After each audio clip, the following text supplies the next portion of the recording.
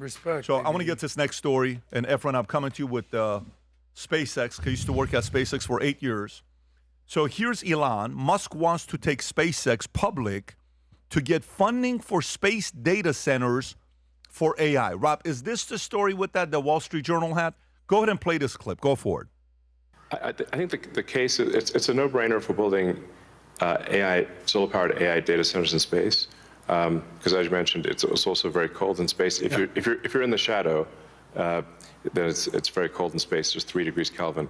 So you have solar panels facing the sun, and then a radiator that's pointed away from the sun, so it has no sun incidence, and then it's just cooling. It's a very efficient cooling system. So net effect is that the lowest cost place to put AI will be space, and that'll be true within 2 years, maybe three at the latest. Wow. What do you think about what he said here? I think the way he explains it, man, it seems like it was so easy to vision and it's logically easy to do, right? His time frames are always short on the shorter side, but you can't put anything across Elon that he can do or will do. And I think what he's saying right now and funding this AI structure in space, I think the SpaceX team will be able to take care of that. What was the culture like working at SpaceX? Oh, phenomenal. At least for the teams that I was in, it was always, there was a sense of urgency all the damn time. It was never off. Tell me how you felt that sense of urgency. Oh, sorry. How would it happen from the top down? So I'll tell you when my time in Starship. So I was one of the 2 leaders in Starship when we're barely doing the Starship built from the ground up. The level, and I don't know if you guys noticed this, but Elon actually pinned us against Florida, and we had internal competitions of who was going to build Starship first, and successfully. So the level of urgency, he will come to site and be like, hey, did you guys know that Florida already installed the aft dome, and you guys are still building the barrels? Right, so he's planning that, like, hey, you got to go faster. And for us in the team, it's, okay, how do we go faster and fail fast to get the data that we need to keep moving forward? That's I can't describe the amount of pressure that I had, but that helped me grow more as a leader. With that amount of pressure I had at that build, I don't have it anymore. Were you ever in meetings with him where he would come and talk to you guys? Yes. Well, give me one of the meetings you guys had. So one of the meetings is on site. He's the one meeting that I remember the most is how he said, I want to obsolete his own, the Dragon capsule.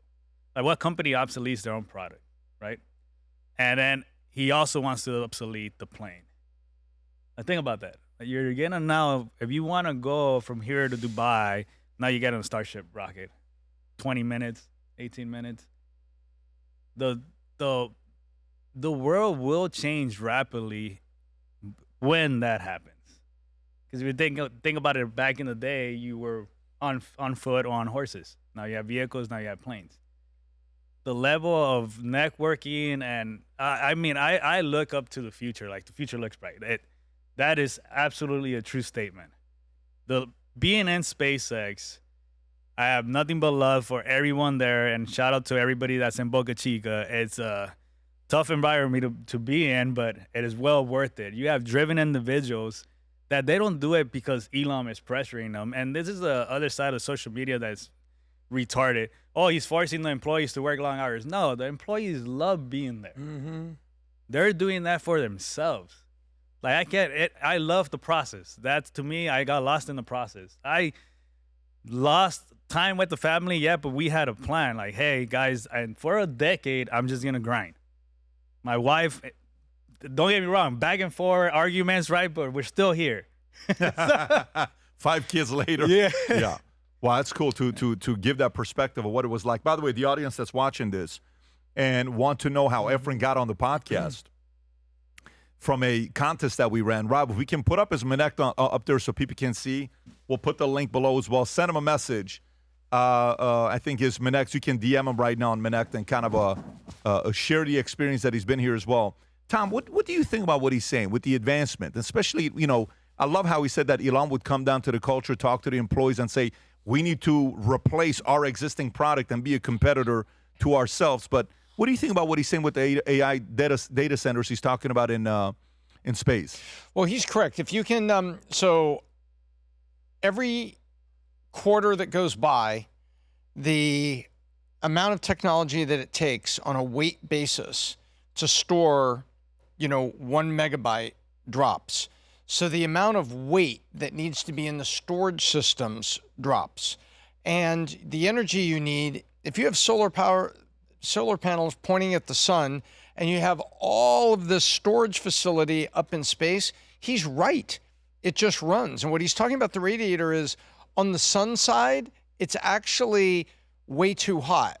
But 4 inches away, Pat, on the dark side that never gets sun, it's 3 degrees Kelvin. So the radiator in the middle uses the heat from the solar panels to actually keep the system at a basic temperature, and it runs incredibly efficiently. Elon is right about that. And he's got tremendous launch technology to launch all the stuff up there. Look at Starlink. Starlink is LEO's, low Earth orbit satellites. And he just kept launching them until he had wide coverage all the way around. And that's how he built Starlink. So he has the launch. He has built technologies of networks of satellites in space. So what is so difficult about launching all of the storage mechanism and the downlink? He already has the downlink back to Earth. It's called Starlink. So basically, the data center will talk to the Starlink satellites that will talk to Earth back and forth. So all he needs to do is get the storage systems up there and the cooling. That's the only two things. He has everything else. So I believe he's going to do it. I believe he's going to have a data center in space within 2 years. Absolutely. And it's very interesting. The people that know are talking about the IPO. Well, he could do it anytime in the future. It could be done by July 2026. Wait a minute. It takes 90 days to file and it takes 60 days to go. That's 5 months. We're about to go to February, which means if he's going to put an IPO out, they basically have to talk about it between Valentine's Day and Easter. You know what I mean, Pat? Because he can do a lot of things fast. Make the SEC go faster is probably not one of them. Just the basic filing and the amount of time and inspection. And he would need all the major banks to do it. We know about a deal that no one bank can do on its own. You know what's amazing, Tom, about what Efren just talked about a minute ago is if you want to know what it's like to work for somebody or with somebody, don't ask them. Ask the people that are sitting there watching, telling the stories. Mm-hmm. To say, Efren working at SpaceX, Elon would come to meetings and tell us, hey, by the way, Florida's doing this. Hey, by the way, just so you know, we need to replace this in regular meetings. Can you imagine that this guy's worth $750 billion.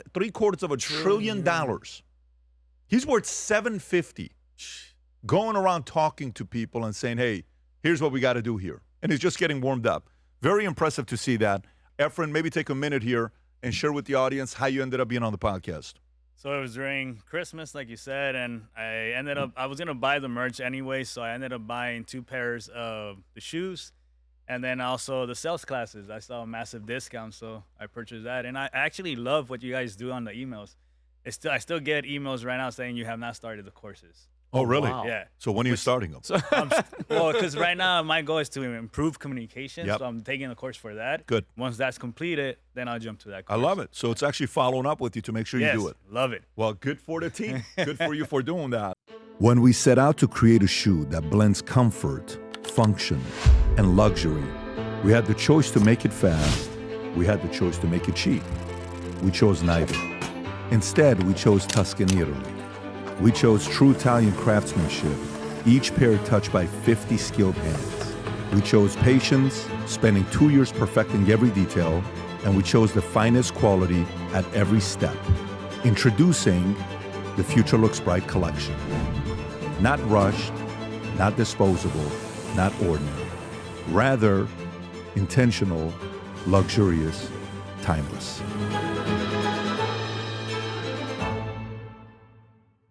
If you enjoyed this video, you want to watch more videos like this, click here. And if you want to watch the entire podcast, click here.